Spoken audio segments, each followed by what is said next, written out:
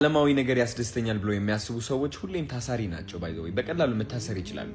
መኪና ስለሌላቸው ያዝናሉ፣ ገንዘብ ስለሌላቸው ያዝናሉ፣ ታዋቂነት ስለሌለ ያዝናሉ፣ ይጨናነቃሉ።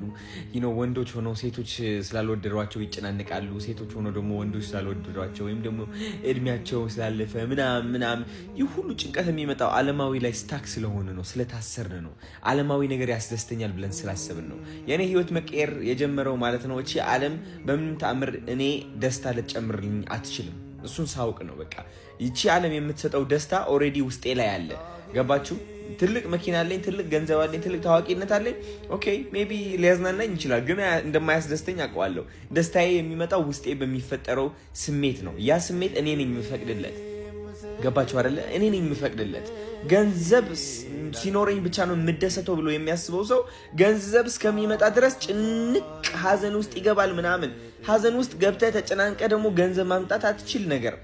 ገባችሁ አይደለ? በጣም የሚገርም ነገር እኮ ነው። ብዙዎቻችን ገንዘብ ያስደስተኛል ብለን ስለምናስብ ገንዘብ የኛ በቃ ተቆጣጣሪ ይሆናል፣ የኛ አለቃ ይሆናል ማለት ነው። እኛ የገንዘብ አለቃ ነው መሆን ያለብን። እኛ የገንዘብ አለቃ መሆን ከፈለግን ደግሞ ማለት ነው ምንድነው የምናደርገው?